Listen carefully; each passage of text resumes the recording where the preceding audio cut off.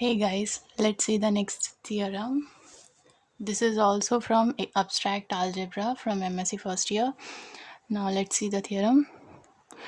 Let f from G to G bar be a homomorphism of groups, then kernel of f is a normal subgroup of G. So in previous problems, in fundamental theorem of homomorphism, we saw that kernel of f is normal subgroup. So here we are proving that kernel of f is a normal subgroup of G. Okay, now let's see the proof.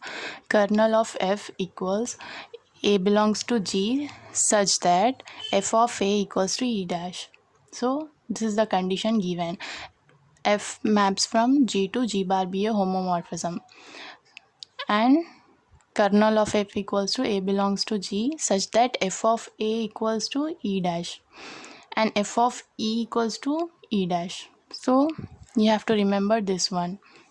Now e belongs to kernel of f because f of a equals to e dash, so e belongs to kernel of f.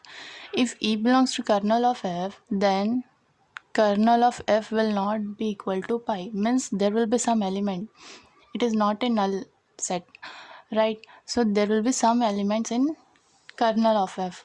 Now let a comma b belongs to kernel of f. So a comma b are two elements belongs to kernel of f, which implies f of a equals to e dash equals f of b. So f of a and f of b is equals to identity element, that is e dash. Now let's take f of ab inverse. So if we prove ab inverse belongs to kernel of f, then kernel of f is a subgroup. It will become a subgroup. Now let a comma b belongs to kernel of f. We are considering f of ab inverse. So here f of ab inverse can be written as f of a into f of b inverse, and f of a is as it is, and we can write f of b inverse as f of b whole inverse. Here f of a value is e dash. From this one we can take f of a as e dash, and f of b is also e dash.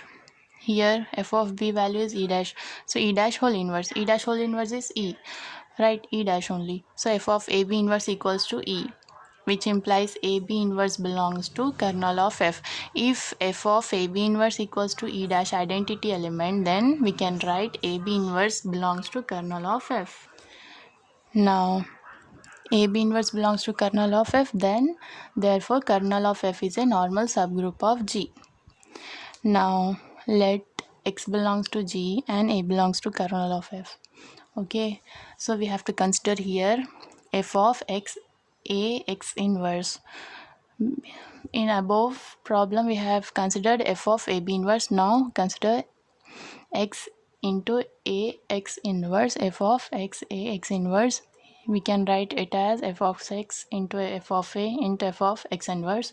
Next again f of x as it is. F of a value, as we know, it is e dash, and f of x can be x inverse can be written as whole inverse, f of x whole inverse. So f of x into a x inverse equals e dash. Okay, so if f of x into ax inverse equals to e dash, then automatically this value belongs to kernel of f. X a x inverse belongs to kernel of f. So if x a inverse belongs to kernel of f, then automatically kernel of f is a normal subgroup of G. So this was the proof that kernel of f is a normal subgroup of G. Hope you understood the video. If you have any doubts, you can ask in comment section. Thank you for watching. Subscribe to my channel. Thank you.